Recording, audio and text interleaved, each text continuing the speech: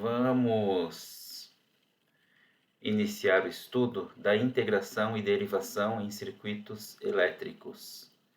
A importância de um integrador ou de um derivador para a automação industrial é fundamental.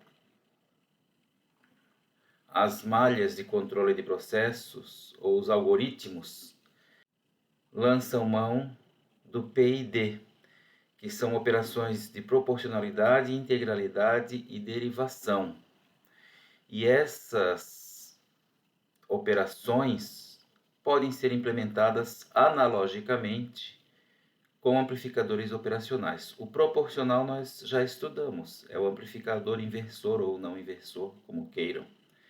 O ID é o integrador e o derivador. Então, esses circuitos lançam mão das características dos indutores e dos capacitores. Por quê? Porque num capacitor, a tensão variável no tempo está relacionada com a integral da corrente, a menos de uma constante, 1 sobre C. Se nós isolarmos a corrente nesta expressão, então também temos que a corrente será a derivada da tensão sobre o capacitor vezes a capacitância deste capacitor. Analogamente, nós temos essas expressões para o indutor. No indutor, a tensão sobre o indutor é proporcional à derivada da corrente, e a corrente no indutor, por sua vez, é proporcional à integral da tensão. Ocorre que, devido à dificuldade de implementação dos indutores, praticamente todos os circuitos utilizam capacitores, que será o caso estudado aqui na nossa disciplina. O primeiro circuito que nós vamos estudar é o amplificador integrador inversor. Então, o circuito é muito simples, é um operacional, um capacitor na realimentação negativa, portanto estamos ainda falando de aplicações lineares, realimentação negativa, e um resistor. Ao equacionarmos a malha de entrada e de saída e aplicarmos a lei de Kirchhoff das correntes a este nó, vamos obter uma relação entre VO e VI que obedece o seguinte: o VO será igual à integral do VI multiplicada por uma constante. Essa constante é menos 1 sobre R vezes C. Este menos indica que o amplificador ou que o integrador é inversor. E o R vezes C são os valores dos componentes que compõem o nosso integrador. Então, é muito simples. Apenas um capacitor, um resistor e um amplificador operacional oferecem na saída a integral da entrada. O exemplo pede o seguinte: no instante t igual a 0, o circuito abaixo recebe o sinal de entrada representado pelo gráfico. Supondo que a tensão de alimentação do operacional seja de mais e de menos 15 volts, calcular o tempo necessário para que a saída chegue à saturação. Então ele quer saber o instante em que o V0 fique igual à tensão de saturação. Então, inicialmente, vamos anotar aqui que ele é alimentado com 15 volts e com menos 15 volts. Este é um circuito integrador inversor. Portanto, se nós aplicarmos uma tensão positiva na entrada, a saída vai ficar negativa. E é o caso, nós vamos aplicar à entrada uma tensão positiva de mais 10 milivolts invariáveis no tempo, é uma constante. Como a integral da constante é uma rampa e este aqui é um integrador, então, a partir do momento que nós aplicarmos a constante à entrada, a saída será uma rampa. E neste caso, uma rampa decrescente, dado que ele é um inversor. Então, a saída vai ficando cada vez mais negativa, até chegar à tensão de saturação de menos 15 para baixo.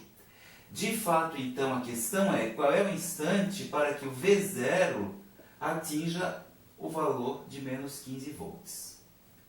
Para isso, nós precisamos recordar qual é a equação que este circuito cumpre. E nós sabemos que, então, o VO de T para esse circuito, lá da teoria, é menos 1 sobre R vezes C, vezes a integral de VI de T dt. Quem é o VI de T? O VI de T é 10 vezes 10 na menos 3 volts, 10 milivolts, independente do tempo, porque ele é contínuo e constante. Então vamos substituir esses dados aqui para entender como é que o VO de T vai se comportar em função do tempo. Então, o VO de T será igual a menos 1 sobre o valor de R é 100K, 100 vezes 10 na 3, vezes o valor de C, 0,22 vezes 10 na menos 6, vezes a integral do VI de T, 10 mili, 10 vezes 10 na menos 3, dt. Resolver a integral para conhecer a expressão do VO de T é relativamente simples. Isso é uma constante e sai para fora da integral. Então vai ficar assim, VO de T é igual a 10 vezes 10 na menos 3, dividido por 100 vezes 10 na 3, vezes 0,22 vezes 10 na menos 6, vezes a integral de dt. Portanto, o VO de T será igual... Esse 10 na 3 com 10 na menos 6 é 10 na menos 3, que corta com 10 na menos 3 de cima. Aqui eu posso cortar um 0 com outro 0. 10 vezes 0,22 é 2,2. 2,2. A integral de dt é t. Portanto, nós descobrimos que o VO de t, aqui faltou o sinalzinho de menos, será igual a menos t sobre 2,2 volts. Então vejam, à medida que o tempo vai passando, isso daqui vai ficando cada vez mais negativo. Aí nós retornamos à pergunta inicial. Qual é o instante em que o VO será menos 15 volts? Então basta substituir aqui por menos 15 e encontrar o tempo correspondente. Então, menos 15 é igual a menos t sobre 2,2. Aqui sai que o t vai ser igual a 33 segundos. Isso significa que, após nós aplicarmos essa tensão na entrada,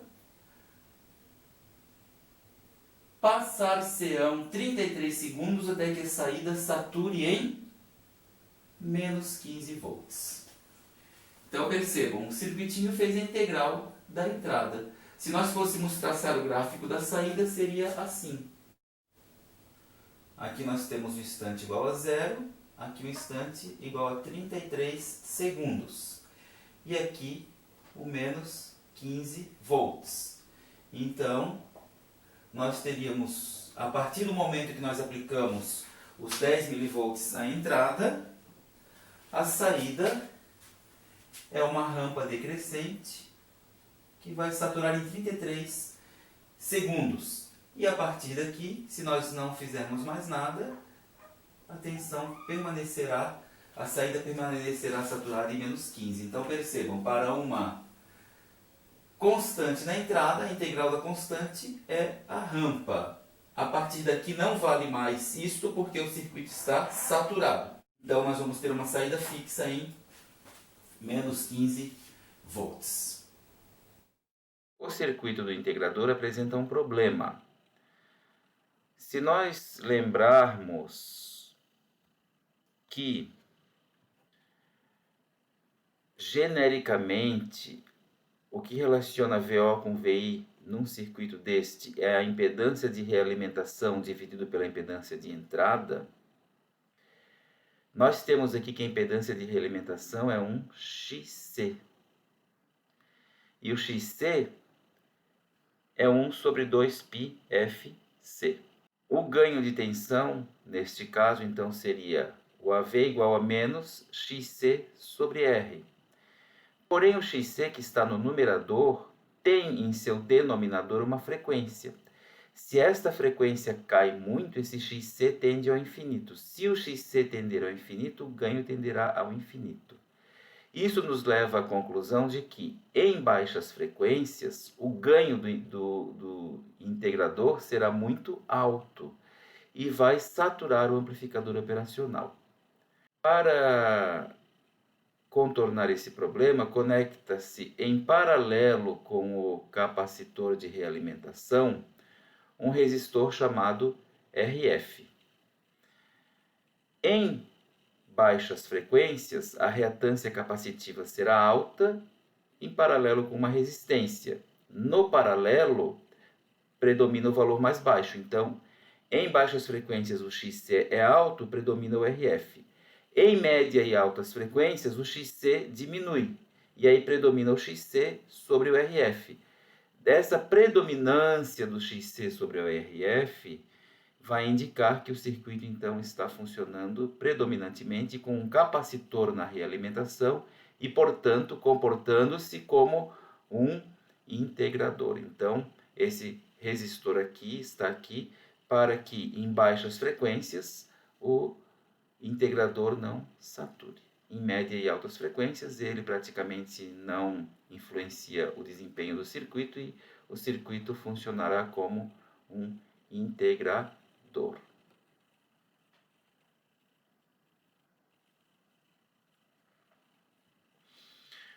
Um integrador, por ter um capacitor, logo depois que nós o utilizamos, o capacitor pode ficar carregado. E isso é indesejável, cria um efeito de memória do que aconteceu antes com o circuito. Então, nós, eventualmente, se for necessário, temos que descarregar esse capacitor entre um uso e o outro do circuito. E uma das soluções é conectar esse capacitor com o terra. Conectando com o terra, ele descarrega. E essa conexão pode ser feita com este carinha aqui, este componente aqui, chamado de MOSFET, que nós não estudamos ainda, mas será objeto de estudo mais para frente no nosso curso ainda este semestre. Por enquanto, o que interessa é que deste ponto para o terra, o que está aqui é uma chave, que será fechada deste ponto para o terra quando eu aplicar um pulso a este terminal. Então, se eu ligo isto aqui, aplico um pulso, ele fecha, curto-circuita com a terra e descarrega o capacitor. Quando o pulso acaba, ele abre novamente, então não tem mais a conexão com a terra e o circuito estaria pronto para funcionar novamente com o capacitor descarregado. Aqui nós utilizamos um MOSFET porque ele conduz para ambos os lados. Nós vamos ver depois quando aprendermos o componente. Se nós tivéssemos colocado um transistor bipolar de junção, nós sabemos que ele tem duas junções PN e que sempre uma está diretamente polarizada e a outra reversamente, conforme a tensão que a gente aplica, a polaridade da tensão entre coletor e emissor. Então, por isso que o ideal aqui é um MOSFET. Assim como nós temos o integrador, nós podemos ter o diferenciador, que faz a derivada do sinal. Para nós trocarmos o circuito de um integrador para um diferenciador, basta inverter a posição do capacitor com a do resistor. O resistor que lá no integrador estava aqui conectando a entrada, agora passa a ser o elemento de realimentação. O capacitor, por sua vez, vai conectar a entrada do circuito à entrada inversora do amplificador operacional. Novamente, se nós equacionarmos a malha de entrada, a malha de saída e este nó, conforme está feito aqui, nós vamos descobrir que a tensão de saída será igual à derivada da tensão de entrada multiplicada por uma constante, que agora é R vezes C. Então, este circuito aqui faz a derivada do sinal de entrada e oferece esta derivada na saída. Se o integrador tinha um problema de saturar o amplificador operacional em baixas frequências, aqui nós teremos o problema de saturar o amplificador operacional em altas frequências. Para isto, para contornar esta situação, basta conectar um resistor em série com o capacitor na entrada. Então, em baixas frequências, a reatância capacitiva é mais alta do que esse resistor. Então, predomina o efeito capacitivo e ele funciona como um derivador. Em altas frequências, a reatância capacitiva diminui e ele vai funcionar como um amplificador inversor. Isso contorna o problema de o ganho deste circuito tender ao infinito em altas frequências. Uma outra categoria de circuitos implementados com amplificadores operacionais são os conversores de sinal. O primeiro conversor que nós vamos estudar é o conversor de corrente para tensão. O mais simples conversor de corrente para tensão é o resistor, porque V igual a RI pela lei de Ohm. Então, uma corrente estaria sendo convertida para uma tensão, uma corrente I convertida para uma tensão através de uma constante R. Porém, esta solução aqui nem sempre é viável se nós lembrarmos que toda fonte de corrente, como essa que está aqui nesse retângulo em azul, tem uma resistência interna. Então, vamos supor que a nossa fonte de corrente seja de 1 mA. Idealmente, esse 1 mA teria que sair aqui, e se vai para uma resistência de carga de 10 kΩ, então 1 mA vezes 10 kΩ, pela lei de Ohm, teria que dar 10 volts. E aí nós conectamos um multímetro aqui e vimos 9,1 volts. Mas o que está acontecendo? Então, 1 mA vezes 10 kΩ não vão dar 10 volts? Deveriam, né? Só que a fonte, ela não é ideal, ela tem uma resistência interna. E uma parte da corrente de 1 mA que está indicada que ela está fornecendo, de fato, vai circular internamente na fonte. Então, não é toda a corrente que vem para a carga. E quanto menor for essa resistência, menos corrente sai para a carga. Uma outra situação é esta que nós temos aqui, em que a resistência interna é igual à resistência de carga. Este 1 mA que sai da fonte, que deveria sair aqui para fora desse retângulo azul, ele de fato vai se dividir igualmente entre a resistência interna e a resistência de carga, porque as duas são iguais. Então, esse 1 mA, a partir desse ponto, vai meio mA descer aqui e meio mA descer aqui. Então, para quem está fora da fonte, um multímetro, por exemplo, vai ler o quê? 100 kΩ vezes meio mA, vai ler 50 volts, quando deveria ler 100 volts. As boas fontes de corrente têm essa resistência aqui muito alta, de forma que a corrente interna praticamente é nula. Mas se as resistências de carga começam a ficar muito altas também, isso torna-se um problema crítico. A solução para este problema da influência da resistência interna da fonte de corrente sobre um resistor, que se pretende usar para converter corrente em tensão, pode ser contornada por este arranjo aqui. Aqui nós temos a fonte de corrente. Aqui sai a corrente da fonte que nós queremos converter em tensão. Se nós ligamos esse circuito aqui na saída da fonte, a gente viu que o amplificador operacional, nos seus princípios fundamentais, mantém diferença de potencial nula entre os terminais de entrada e corrente nula na sua entrada. Se a diferença de potencial aqui é nula, então o potencial no ponto X é zero. Se eu tenho potencial zero aqui neste ponto, 0 sobre R resultará em zero corrente aqui. Então, a corrente que sai da fonte sairá toda para fora aqui, porque aqui nós teremos zero de corrente na resistência interna. E essa corrente, quando chega aqui, também não desce aqui, porque nesse terminal, pelas propriedades fundamentais do amplificador operacional, é nula.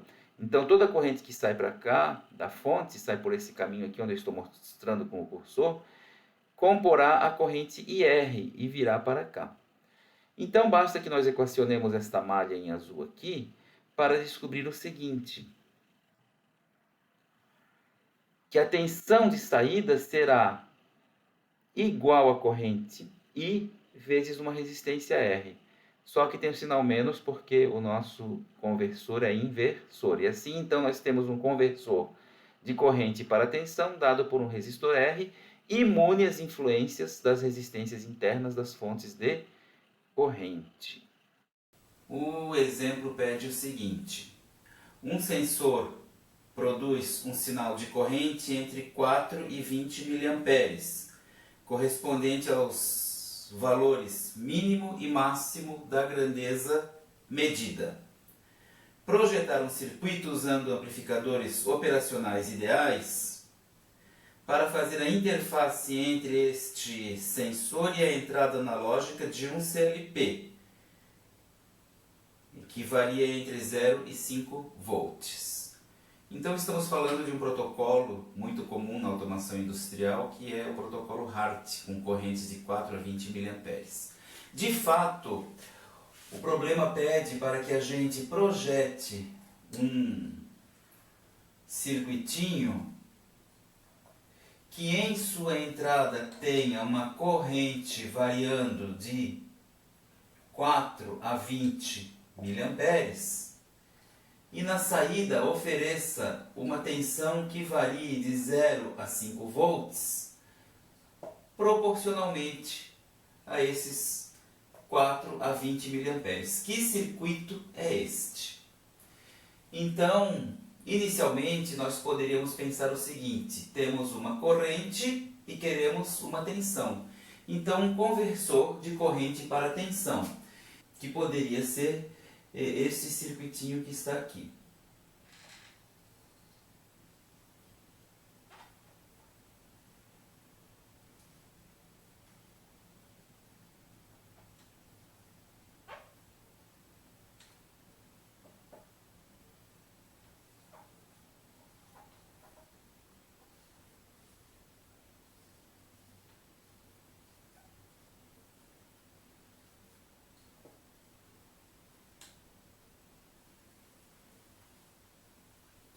Este circuito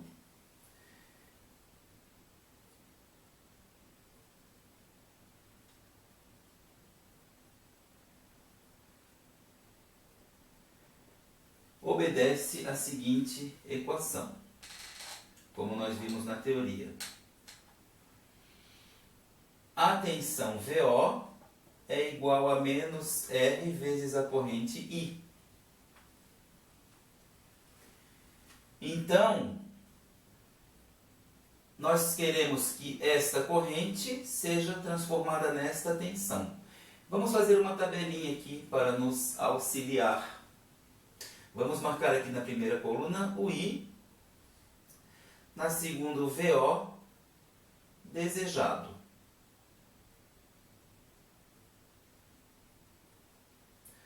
Então, para as 4 miliamperes, nós queremos 0 volts. Para 20 miliamperes, nós queremos 5 volts.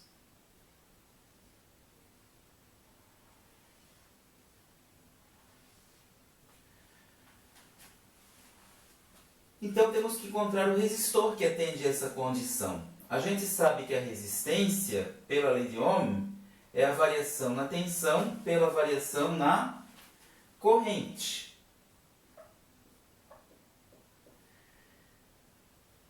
Daqui para cá, há 5 volts de variação na tensão, daqui para cá, há 16 miliamperes de variação na corrente. Isso resulta em um resistor de 312,5 ohms. Então agora vamos testar se isso funciona na fórmula. Então o nosso VO vai ser igual a menos 312,5 vezes o I. Então se nós Vamos chamar isso aqui VO da fórmula. Então, se nós multiplicarmos 312,5 vezes 4 mA, vamos encontrar menos 1,24 volts. Então, esse aqui é o VO que saiu da fórmula. Se nós aplicarmos 20 mA aqui vezes 312,15, vamos ter 6,24 volts. 312,5. Vejam, a diferença daqui para cá realmente é 5 volts. Né? De menos 1,24 para menos 6,24 é 5 volts, o mesmo ΔV, que atende à resistência. Agora, por que não deu 0 volts quando eu ponho a corrente aqui? Porque para dar 0 na tensão, pela fórmula a corrente tem que ser 0, só que a corrente exigida inicial já é 4 mA. Então nós temos que tomar alguma providência, não é? O que nós temos que fazer com estas tensões para que elas se transformem nestas? A primeira providência é transformá-las em positivo. Então o VO desejado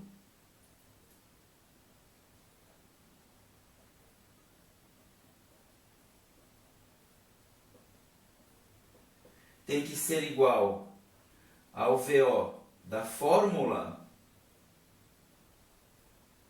vezes menos 1. Então, se eu pego isso daqui e multiplico por menos 1, fica tudo positivo. Mas vai ficar positivo em quanto? Em mais 1,24 e em mais 6,24. Se eu subtrair 1,24 depois de fazer essa operação, eu obtenho isso daqui. Então, aqui tem que subtrair 1,24. Vejam, na primeira linha, menos 1,24 vezes menos 1 vai dar mais 1,24. Menos 1,24 vai dar 0. Menos 6,24 vezes menos 1 vai dar mais 6,24. Menos 1,24 vai dar 5 volts. Então, se nós tivermos agora um circuito que a partir do VO da fórmula que está aqui, obtenha o VO desejado, o problema está resolvido.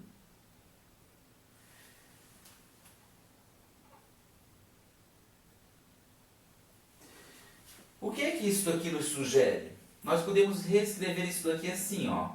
VO desejado é igual a menos VO da fórmula mais 1,24. Só coloquei o menos em evidência. Sugere um somador, o amplificador, somador e inversor. Nós temos dois termos somados, multiplicados por um ganho de menos 1. Então, nós temos que desenhar de fato, daqui para cá, um amplificador somador com duas entradas. E inversor, porque é menos. Então, vamos fazer isso aqui. A primeira entrada está aqui. E a segunda aqui. Aqui estará o nosso amplificador inversor. E aqui tem que sair o VO desejado.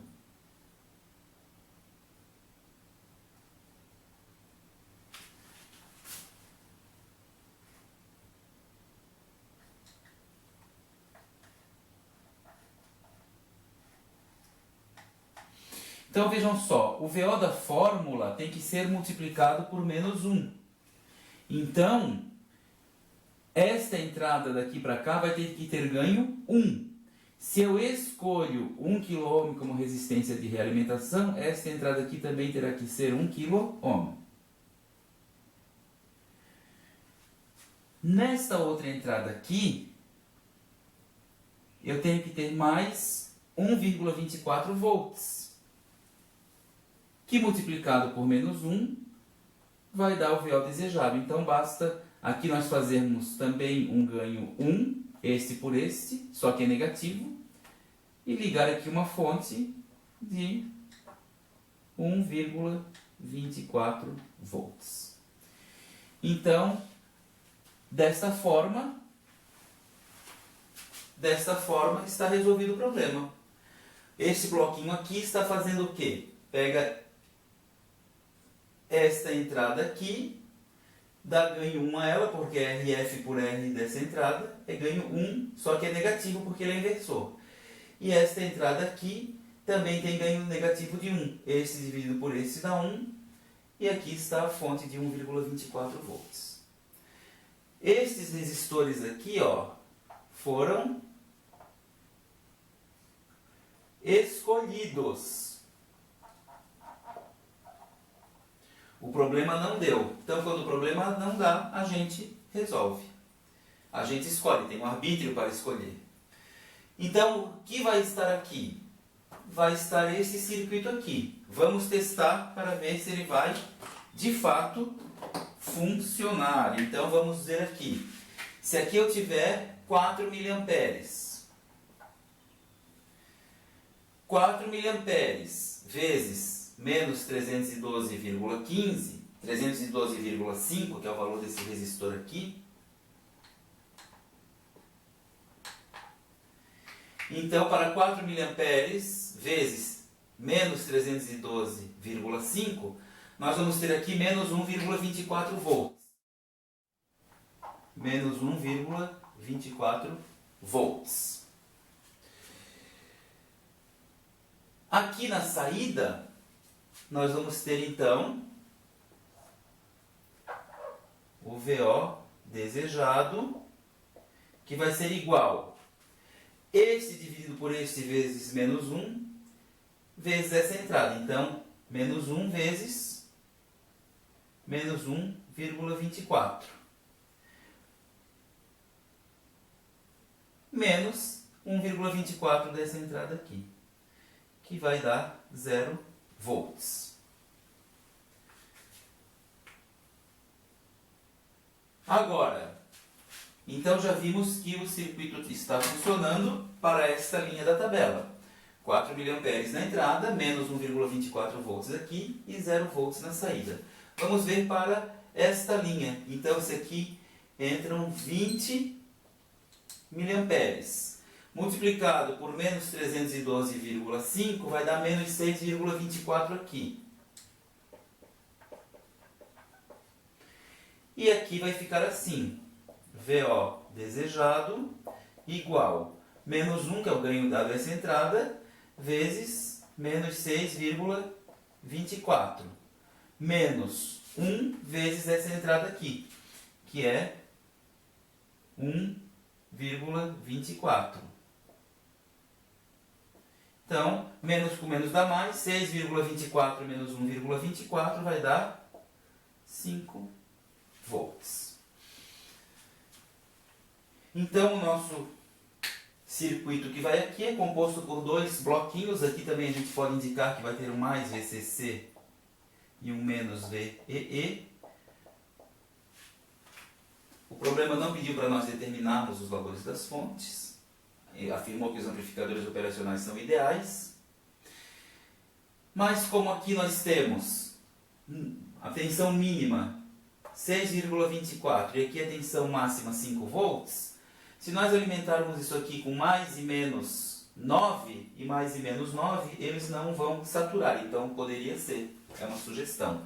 O que nós não podemos é alimentar com mais e menos algo menor do que 6,24 em módulo.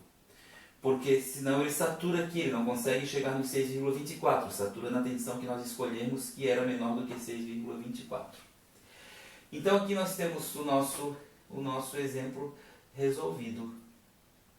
Vejam as flexibilidades que a gente tem utilizando amplificadores operacionais. E aí a gente precisa ter esse jogo de cintura de pensar que circuitos podem ser utilizados para resolver as situações. Aqui nós temos uma fórmula. E o amplificador operacional justamente nos indica, ele é um amplificador operacional, que faz operações. Então, eu quero fazer uma operação aqui. E essa operação, com essa fórmula, tem um circuito que faz. Esta operação com essa fórmula tem outro circuito que faz. Então, aí está o nosso exemplo 9.4. Um outro tipo de conversor é o conversor de tensão para corrente. Então, se o anterior é corrente para tensão, agora é tensão para corrente. O conversor de tensão para corrente pode ser implementado com este arranjo aqui. Então, nós temos aqui um resistor chamado RL ligado diretamente à saída do amplificador operacional, e a saída e a entrada inversora temos um resistor RI conectado neste ponto aqui e também ao resistor RL que sai lá do operacional. Então, vejam só, o VI que está aqui vai se estabelecer aqui também, porque a diferença de potencial entre esses dois pontos é nula. Então, aqui nós temos VI. Então, VI sobre RI será igual a IRI, que também é o IRL. Então, fica fácil de descobrir que o IRL é VI sobre RI, o que caracteriza uma conversão da tensão VI na corrente RL. O problema desse circuito é que, como a corrente que entra aqui é nula, a corrente IRL será limitada à máxima corrente que o amplificador operacional pode fornecer. Por exemplo, se ele for um 741, ele fornece no máximo uns 20 mA.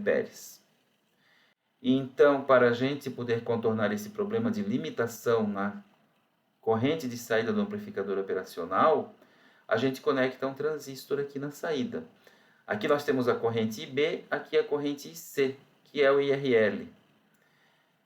A gente sabe que no transistor IC é igual a beta IB. Então, a corrente de saída aqui, que é proporcional à corrente aqui na saída do operacional, vai ser amplificada em beta vezes. Então, a corrente de saída do operacional será a corrente de base do transistor. E a corrente IC do transistor é o IRL. Então, o IRL vai ser beta vezes a corrente que sai do operacional. Esse é um tipo de arranjo e esse é outro tipo de arranjo que tem o mesmo efeito. Porém, aqui implementado com um transistor PNP e aqui com um transistor NPN. Outro circuito muito comum, implementado com amplificador operacional, é o regulador de tensão. Então, vejam esse circuito aqui.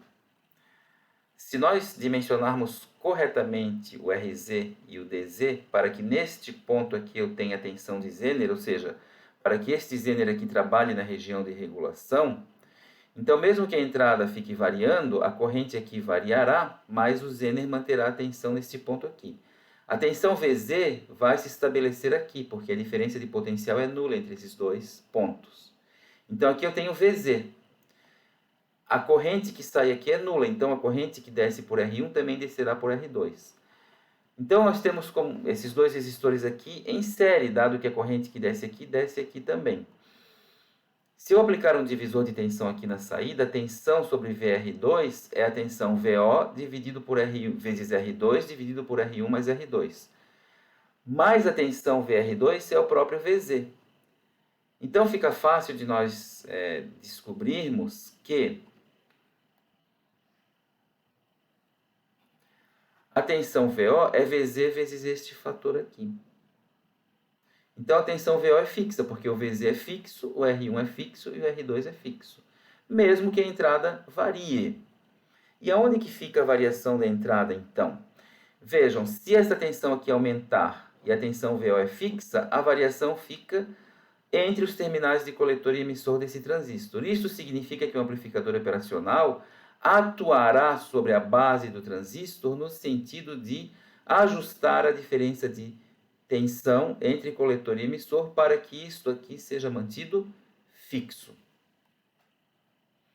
Esse circuito é muito comum e ele é oferecido integrado para nós. Mas nós podemos ainda melhorar um pouquinho. Vamos supor que por algum motivo a corrente aqui aumente. Se a corrente aqui aumentar, significa que a corrente aqui de base vai aumentar também, porque IC é igual a beta IB. Então, nós podemos queimar o amplificador operacional. Para solucionar esse problema, se insere no circuito este arranjo aqui, ó. O que acontece? Aqui nós temos um transistor em cuja junção base-emissor tem um resistor RSC conectado em paralelo. Então a tensão VRSC de fato está aplicada sobre a junção base-emissor do transistor 2. Se por um acaso for provocado um curto-circuito aqui na saída e esta corrente aqui aumentar, esta tensão aumenta. Se esta tensão aumenta, a tensão base-emissor nessa junção aqui aumenta, levando esse transistor à saturação. Se ele satura, a corrente base que mantém esse transistor aqui, a corrente IBT1 que mantém esse transistor aqui conduzindo e fornecendo a corrente para a carga, vai ser desviada para esse transistor daqui, porque esse daqui saturou pelo aumento dessa tensão. Então, a corrente que antes ia para o transistor 1 e mantinha a corrente IRL, agora será cortada, porque esse transistor não terá mais corrente de base. A corrente que sai do operacional passa por esse transistor e vem embora para a terra. Então, se esta corrente aumentar, esta tensão aumenta, esse transistor satura e rouba a corrente de base do transistor 1, cortando a corrente principal para a carga. Então, é uma proteção, este arranjo aqui, é uma proteção para eventuais aumentos de corrente nesse transistor e, consequentemente, na saída do operacional. O circuito do regulador de tensão é oferecido de uma maneira integrada, por exemplo, na família 7/8, que são reguladores de tensão positiva em relação ao terra, e os 7/9 reguladores de tensão negativa em relação ao terra. Então, o 7/8/12, se aqui tiver 7/8/12 escrito aqui, o que significa? Que aqui é a entrada, aqui é o terra, e aqui nós teremos uma saída de mais 12 regulada em relação ao terra. Aí teríamos que verificar no datasheet do fabricante qual é a máxima variação de tensão na entrada e a saída será fixa em mais 12 volts. Muito comum no mundo da eletrônica é o 7805, porque os 5 volts de tensão é a tensão, por exemplo, dos circuitos da eletrônica digital com a lógica TTL.